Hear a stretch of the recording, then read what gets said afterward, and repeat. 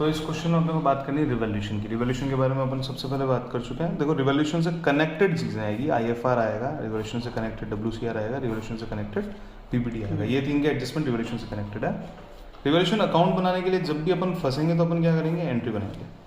और journal entry के लिए रूल क्या है, असेट एक्सपेंस बढ़ेंगे तो डेबिट, असेट एक्सपेंस घटेंगे तो क्रेडिट। अच्छा एक चीज ध्यान रखिए, रिवॉल्यूशन अकाउंट में केवल असेट और लायबिलिटी ही एंटर होगी, ठीक है। रिवॉल्यूशन अकाउंट में ना तो एक्सपेंस आएगा, ना इनकम आएगा, ना ही कैपिटल आएगा। रिवॉल्यूशन अकाउंट में कैपिटल तो केवल लास्ट में ट्रांसफर के लिए आएगा, प्रॉफिट लॉस आपको ट्रांसफर करना है तब।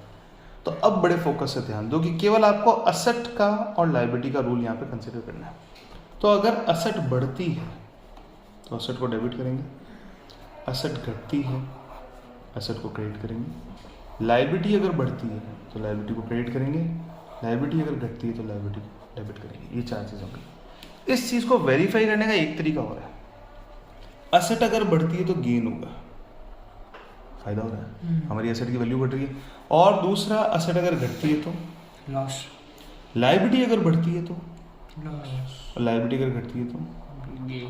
रिवैल्यूएशन अकाउंट जब भी गेन होगा तब क्रेडिट होगा, जब भी लॉस होगा तो डेबिट होगा, जब भी लॉस होगा तो डेबिट होगा, और जब भी गेन होगा तो क्रेडिट होगा। ये और चेक कर लो, जब भी गेन होगा तो क्रेडिट होगा। ये देखो रिवॉल्यूशन अकाउंट क्या हुआ, गेन हुआ क्रेडिट हुआ, लॉस हुआ डेबिट हुआ, लॉस हुआ डेबिट हुआ, गेन हुआ क्रेडिट हुआ। ये रिवॉल्यूशन अकाउंट की बेसिक स्टोरी है।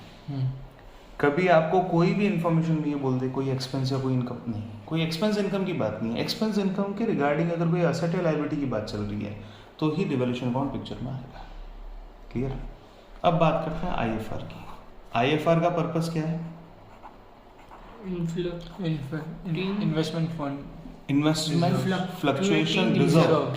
अब इसका पर्पस क्या है, पर्पस है इन्वेस्टमेंट की वैल्यू को एडजस्ट ऊपर नीचे करता है। नहीं, जब डाउन होगी तो उसको झेलने के लिए तो यस, तो उसका एडजस्टमेंट किस अकाउंट से किया जाएगा, IFR से। Adjusted first through IFR and then revolution. पहले IFR से झेलेंगे और उसके बाद में कहाँ झेलेंगे, रिवॉल्यूशन से। अगर ये अनयूटिलाइज्ड रह जाए, अनयूटिलाइज्ड रह जाए तो कहाँ कर देंगे इसको, पार्टनर्स। अनयूटिलाइज्ड मतलब पड़ा रह गया, कोई काम ही नहीं आया, तो इसको कहाँ कर देंगे, पार्टनर्स कैपिटल या फिर करंट अकाउंट में ट्रांसफर कर देंगे, कैपिटल ऑब्लिक करंट अकाउंट में ट्रांसफर, ये कर दिया जाएगा, ठीक है। ऐसा का ऐसा सेम सीन WCR के साथ है। WCR का पर्पस क्या है, वर्कमैन कंपनसेशन की लायबिलिटी को क्रिएट करने के लिए, बढ़ाने के लिए।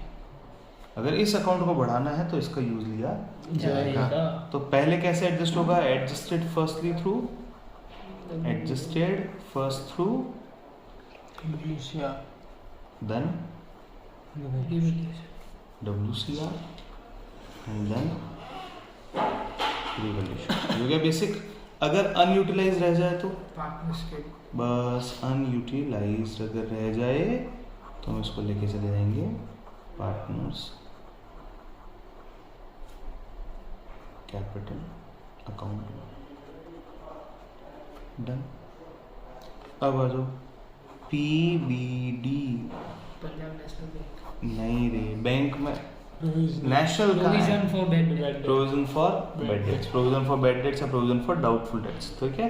तो इसको PBD PDD भी कह सकते हैं, प्रोविजन फॉर डाउटफुल डेट्स। इसका काम क्या है, डेटर्स की वैल्यू जब कम होगी तो इसको यूज मिलेंगे। डेटर्स हो गए बैड डेट, डेटर्स हो गए दिवाली, इंसॉल्वेंट हो गए, पैसे नहीं दे रहे, तो नुकसान झेलने के लिए कौन सा अकाउंट है, PBD। तो एडजस्टेड फर्स्ट थ्रू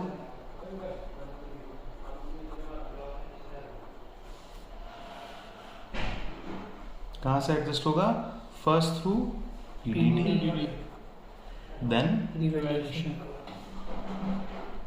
हो गया। अब ये क्या है, ये रिजर्व कैटेगरी का नाम नहीं है। यहाँ देखो, यहाँ क्या वर्ड लिखा हुआ था, रिजर्व, यहाँ वर्ड था रिजर्व, ये रिजर्व नहीं है, लायबिलिटी है। तो तो या तो पीडीडी को इंक्रीज करेंगे हम और पीडीडी को डिक्रीज करेंगे एज पर द क्वेश्चन जैसा बोलेगा वैसे करेंगे। और ये दोनों ही चीजें होंगी किससे? रीवैल्यूएशन अकाउंट से। ठीक है, तो पहले अपन बात करेंगे आईएफआर के क्वेश्चन से, डब्ल्यूसीआर के क्वेश्चन से, पीडीडी के क्वेश्चन से, फिर रिवैल्यूएशन अकाउंट के कुछ क्वेश्चन और देखेंगे। आ जाओ, सबसे पहला टास्क अवेलेबल डब्ल्यूसीआर या available IFR ₹40,000, reduce investment by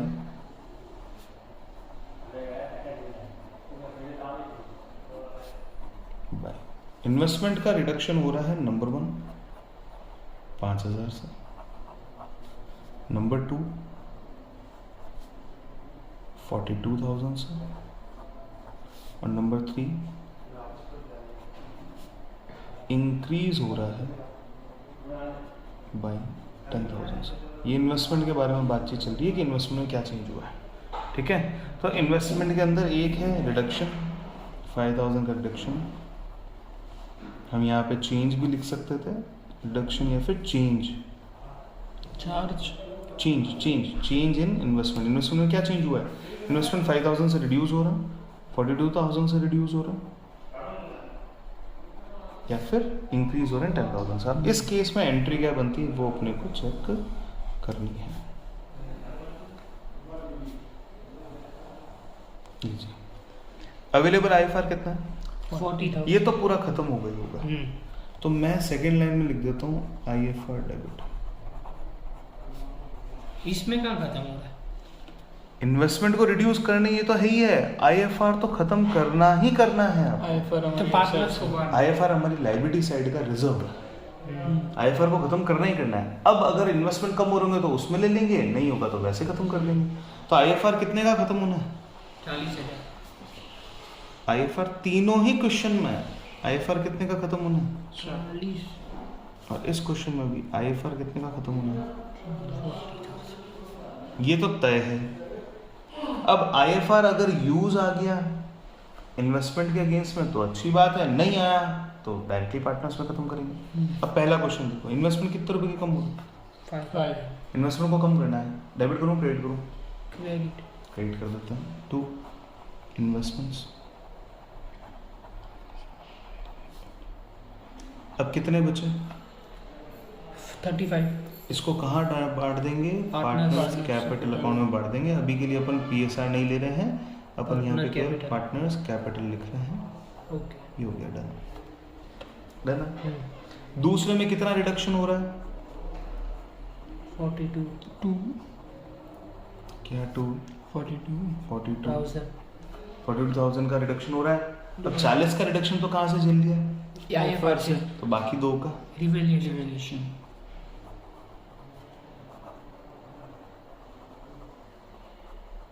done. तीसरा इन्वेस्टमेंट इंक्रीज हो रहा है, इन्वेस्टमेंट डेबिट कर देता। कितने रुपए से? 10,000 से। अब आईएफआर का पर्पस इन्वेस्टमेंट को बढ़ाना नहीं था, वो तो घटाने में हेल्प करना था। तो इन्वेस्टमेंट जो इंक्रीज हो रहे हैं वो तो हो जाएंगे रिवैल्यूएशन से, और फिर पार्टनर्स को। और 40,000 का आईएफआर जो है वो अनयूटिलाइज है, उसका तो कोई काम नहीं है, तो पार्टनर्स में बढ़ जाए। पार्टनर्स कैपिटल अकाउंट में बांट दिया जाएगा। कितना हो गया? 40। डन। आ जाओ, ये हो गया आपका first part. Available WCR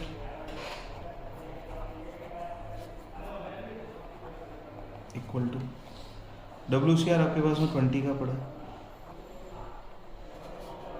change in liability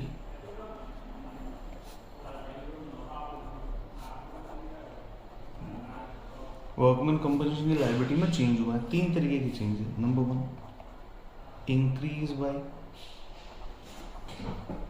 15,000, 15,000 रुपए से इंक्रीमेंट हो रहा है लायबिलिटी में। डन। दूसरा चेंज है इंक्रीज बाय 25,000 से चेंज हो रहा है। तीसरा चेंज हम बोलते हैं डिक्रीज बाय 5000। अब अगेन 3। कभी भी जर्नल एंट्री बनाओ तो एक लाइन खाली छोड़नी, एडजस्टमेंट के काम आती है कई बार। देखो तीनों ही केस हो, चाहे कुछ भी हो, WCR को तो खत्म करना है, क्लियर है? चाहे कुछ भी हो जाए WCR को फिनिश करना है। कैसे करेंगे? WCR डेबिट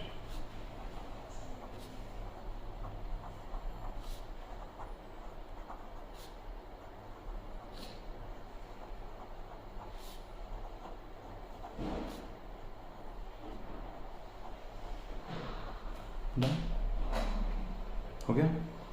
अब वर्कमैन कंपनसेशन की लायबिलिटी को वर्ड क्या है? लाइबिलिटी बढ़ाना है, क्रेडिट तो 2 LWC liability for workman Workman compensation compensation। कितनी बढ़ानी है? 15,000 अब देखो WCR फालतू पड़ा रहेगा क्या? कितने रुपए? 5,000 5,000 रुपये। किसमें बांटेंगे? पार्टनर्स को वेरी गुड।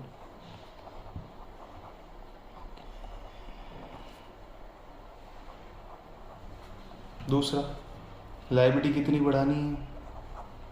25,000 5,000 25,000 की लायबिलिटी बढ़ानी है। WCR से तो 20 आ गए, तो बाकी बचे 5। रिवैल्यूएशन से वेरी गुड। अगर रिवैल्यूएशन से कोई एंट्री करनी है, मतलब उससे लेना है तो डेबिट करेंगे ना सर? रिवैल्यूएशन का ऐसा है कि नुकसान हो रहा है तो डेबिट होगा, फायदा हो रहा है तो क्रेडिट होगा। अब आओ तीसरा, लायबिलिटी को घटाना है, LWC। डेबिट ये लायबिलिटी घटेगी रिवैल्यूएशन से, और हमारा WCR तो फालतू ही है। जो बचा वो पार्टनर्स में बढ़ जाएगा। 2 पार्टनर्स क्या घटेगा?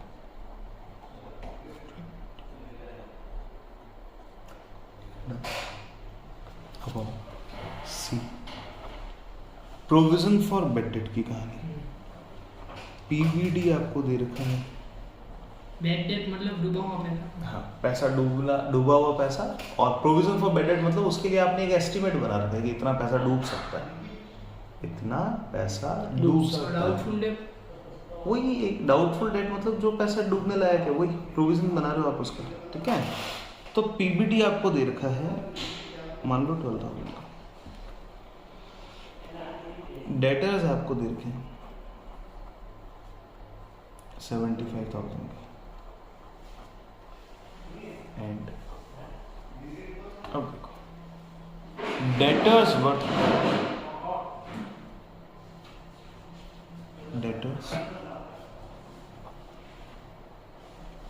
वर्थ रुपये 5,000 became bad.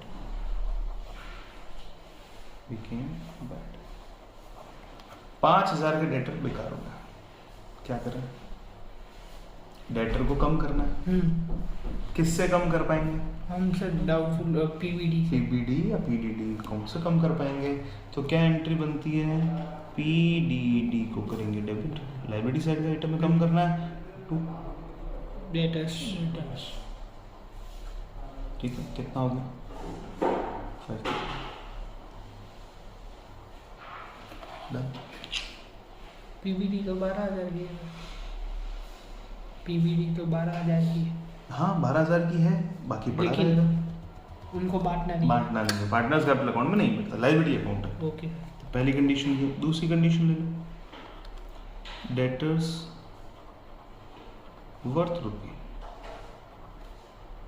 15,000 become bad. इस बार कितने रुपए के डेटर जो है वो बेकार हो गए? 15,000 12 तक झेलने की कैपेसिटी किसकी थी?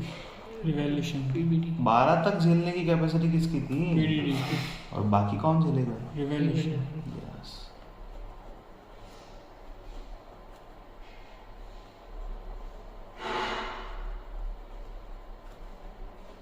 12,000 डेटर में से कम करना, सॉरी 15,000 डेटर में से कम करना। कितना कितना कहाँ से झेल लेंगे? 12 तक तो झेल लेंगे PDD से। तीन बाकी हजार। का 3 रिवैल्यूएशन देगा। अब यहाँ अगर मैं new PDD balance, PDD PBD balance की अगर मैं बात करूँ, तो कितना है, एंड डेटर बैलेंस कितना है।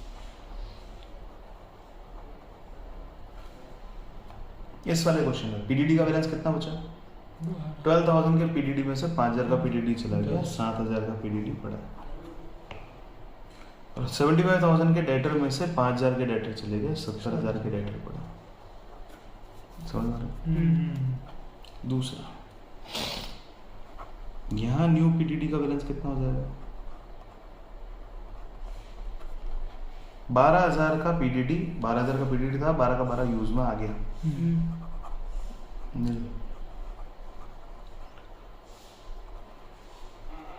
Debtors balance,